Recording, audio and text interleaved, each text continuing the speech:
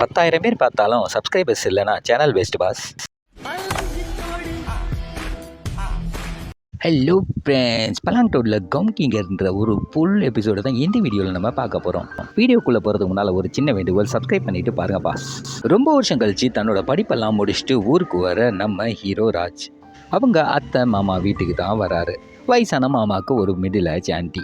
ஊருக்குள்ளே நுழைஞ்சவனவே அலப்பறையே கூட்ட ஆரம்பிச்சிடறான். ஆண்டி வந்து அந்த பயல்கிட்ட எவ்வளோ சின்னதாக பார்த்தது, என் மடியில் உட்காந்து பால் குடிச்சப்பா நீனும் போது இப்போ கூட கொடுங்க குடிக்கிறேன், கொஞ்சோண்டு தண்ணி கேட்டேன் அப்படின்னு சொல்லி டபுள் மீனிங்கில் பேசிடுறான். கொஞ்ச நேரம் கழித்து மாமா வெளியே போயிடுறாரு. மாமியும் குளிக்க போயிடுது.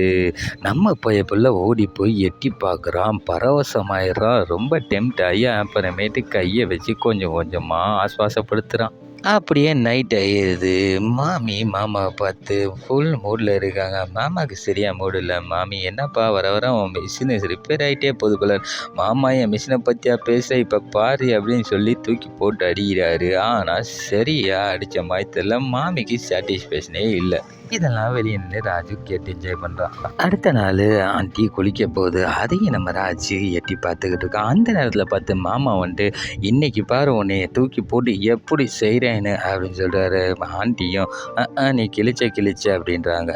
மாமி காய் வெட்டுறதுக்கு உட்காந்துருக்குது. அந்த இடத்துல நிறைய தக்காளி எரியுது. அந்த இடத்துக்கு வர ராஜு, அப்பா என்ன ஃப்ரெஷ்ஷாக எவ்வளோ பெருசாக இருக்குது தக்காளி, அப்படியே புளிஞ்சு சாப்பிட்டோம்னா சூப்பராக இருக்கும் அப்படின்னு சொல்கிறான். மாமி எதை சொல்கிறானே தெரியாமல் கையில் ஒரு தக்காளி எடுத்து கொடுத்து இந்தடா புளிஞ்சு சாப்பிடுன்னு சொல்லிடுது. நாள் முழுக்க எப்படி மாமி இவ்வளோ பெரிய சாரியை கட்டிட்டு சுற்றுறீங்க அப்படின்னு சொல்லி ராஜு கேட்கும். மாமி சொல்கிறாங்க, ஒரே ஹீட்டாக இருக்குதுல்லப்பா, சரியில் அங்கங்கே ஓப்பனிங் இருக்கும், அதெல்லாம் கொஞ்சம் குளிர்ச்சியாக இருக்கும், அதனால தான் அப்படின்னு சொல்கிறாங்க. அதை விட குளிர்ச்சியான ஒரு விஷயம் இருக்குது மாமின்னு ராஜுவும் சொல்லிட்டு அந்த இடத்துலேருந்து போயிட்டான். அப்படியே அன்னைக்கு நைட் ஆயிடுது.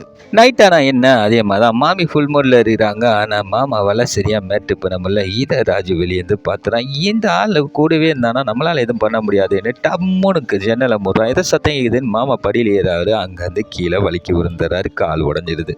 இவரெல்லாம் வலிக்கு விழுவில் இவன் தான் எண்ணெயை ஊற்றி அவரை உள்ள வச்சுருக்காங்க. அதுக்கப்புறம் டாக்டர் வந்து எந்த வேலையும் பெருசாக செய்யக்கூடாதுன்னு சொல்லிட்டு போயிடாரு. அடுத்த நாள் ராஜு மாமியும் தான் எல்லா வேலையும் செஞ்சுக்கிட்டு இருக்காங்க. மாமாக்கு கால் அடிபட்டுருக்கனால மாத்திரையை கொடுத்து அப்படியே ஹால்லேயே படுக்க வச்சுட்டு மாமி அப்படியே ரூமுக்கு போகிறாங்க. அதுக்குள்ளே ராஜு மாமி படுத்துருக்கு பெட்டுக்கு அடியில் ஒரு மேட்ரு புக்கை வச்சு விட்றான். மாமி அதை எடுத்து பார்த்துட்டு ஃபோன் இருக்காங்க. அதை நம்மளாலே எட்டி பார்த்து என்ஜாய் பண்ணிக்கிட்டு இருக்கான்.